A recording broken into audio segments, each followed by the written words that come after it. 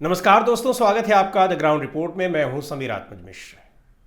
23 दिसंबर को विधानसभा सत्र के दौरान उत्तर प्रदेश के ब्राह्मण विधायकों का एक जो जुटान हुआ और कुशीनगर से बीजेपी के जो विधायक हैं पीएन पाठक, उनके घर पर भारतीय जनता पार्टी के नेताओं की एक बैठक हुई, मीटिंग हुई। हालांकि कहा गया कि एक घरेलू कार्यक्रम रखा गया था, लेकिन सवाल यह है कि घरेलू कार्यक्रम में और भी लोग आते हैं, पर वहाँ बीजेपी के विधायकों की एक बैठक होती है और बीजेपी के करीब 50 के करीब विधायक वहाँ पर मौजूद थे। और इन विधायकों ने बाद में बताया भी, मीडिया से बातचीत तो बताया कि वहाँ पर बैठक हुई थी, मुलाकात हुई थी। हालांकि वो एक कार्यक्रम ज़रूर था उनके यहाँ, लेकिन उसमें राजनीतिक प्रशासनिक तमाम तरह की बातें हुई और उनके क्षेत्रों में किस तरह की दिक्कतें हो रही हैं, क्या कमियां हो रही हैं, सरकार से कितना सपोर्ट मिल रहा है, कितना नहीं मिल रहा है, किस तरीके से ब्राह्मण नेताओं की, ब्राह्मण कार्यकर्ताओं की उपेक्षा हो रही है, इन सारे मुद्दों पर बातचीत हुई है। लेकिन इस बैठक को लेकर खलबली मचनी ही थी और खलबली अब पूरी तरह से मच गई है। और खलबली केवल, पहली बात तो ये कि इस बैठक को माना गया कि ये सरकार के खिलाफ, यानी मुख्यमंत्री योगी आदित्यनाथ को एक तरीके से चुनौती देने वाली ये बैठक है।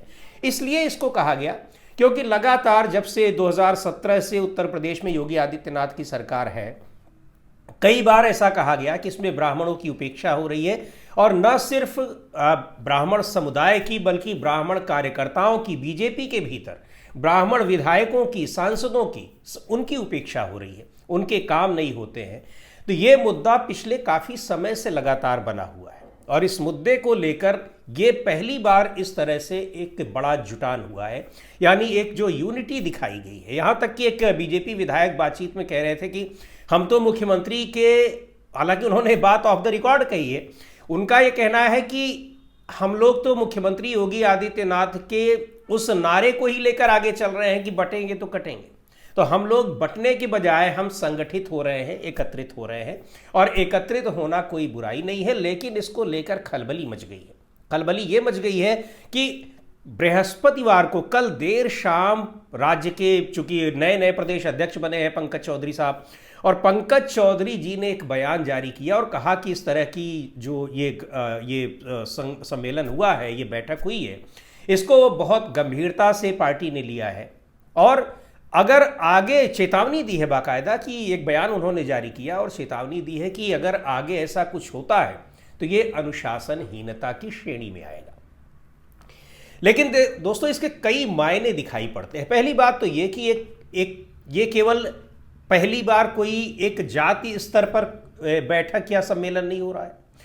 इससे पहले और सबसे ज्यादा जो चर्चा में आया था वो वही था, एक कुटुंब बैठक हुई थी। कुटुंब में क्षत्रिय विधायकों की बीजेपी की बैठक हुई थी इसी लखनऊ में, राजधानी लखनऊ में। और वहाँ क्या कुछ हुआ था, क्या नहीं हुआ था, लेकिन उसका जो मकसद था वो यही था कि कैसे क्षत्रिय विधायकों को एकजुट रहना है और कैसे क्षत्रियों को एकजुट रखना है। और निश्चित तौर पर वो जो बैठक थी उसमें ये इसका माना जा रहा है कि वो मुख्यमंत्री योगी आदित्यनाथ के एक तरीके से उनका भी वरद हस्त था और अपनी एक ताकत दिखाने का भी प्रयास था कि किस तरीके से हम एकजुट हैं, और अगर केंद्र सरकार की ओर से कोई कोशिश होती है उनको हटाने की तो क्षत्रिय विधायकों ने अपनी पूरी एकजुटता के साथ उनका साथ दिया।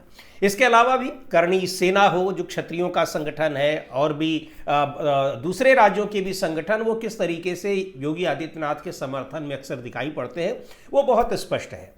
तो ये उसी के एक क्रम में इसको कहा जा सकता है कि पिछले काफ़ी समय से इसकी तैयारी हो रही थी।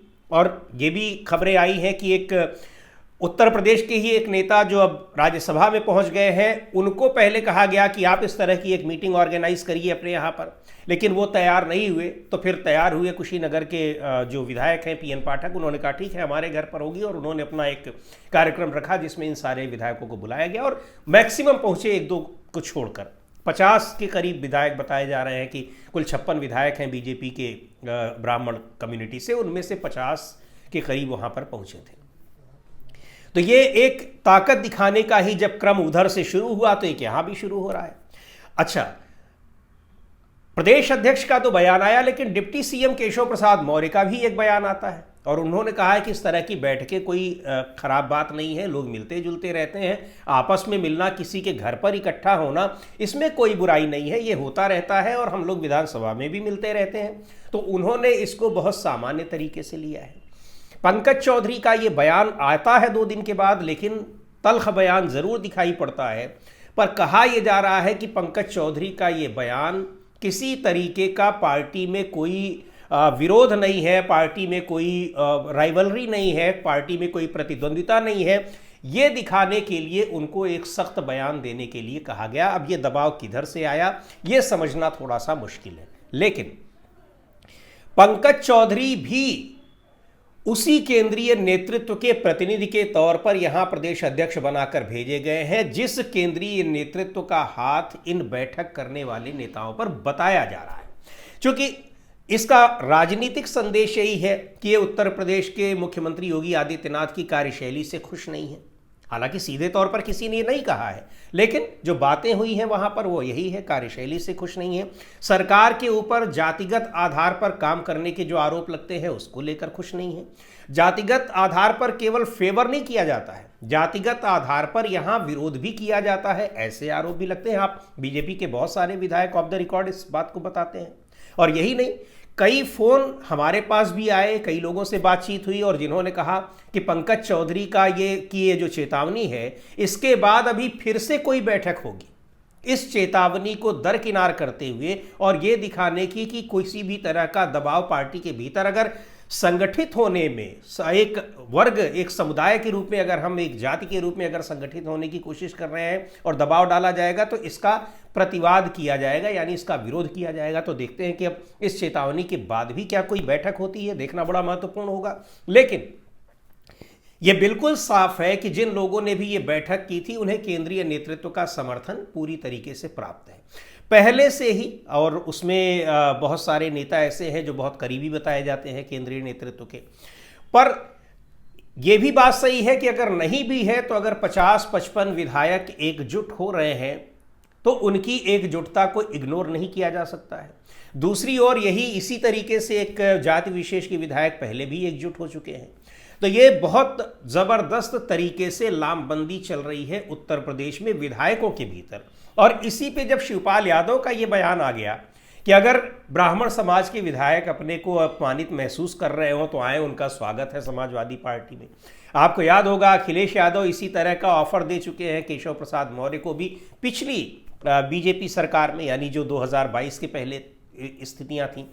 तो यहाँ ब्राह्मण विधायकों की एकजुटता वो केवल ब्राह्मण विधायकों की एकजुटता नहीं है, बल्कि इसके साथ जो दूसरी कम्युनिटी के विधायक हैं वो भी एक तरीके से साथ दिखाई पड़ रहे हैं। साथ आने का ऐसा नहीं है कि उनके बीच में बहुत प्रेम सद्भाव बढ़ गया है, बल्कि उन विधायकों का भी, यानी जो कह सकते हैं आपके गैर क्षेत्रीय विधायक है, उनकी शिकायतें भी उसी तरीके की हैं जिस तरह की शिकायतें इन ब्राह्मण विधायकों की हैं। उनकी शिकायतें तो कई बार खुले तौर पर आ चुकी हैं। कई विधायक ऐसे हैं जो बाकायदा इस बात को स्वीकार कर चुके हैं और इस तरह के आरोप लगाते रहे हैं मीडिया में।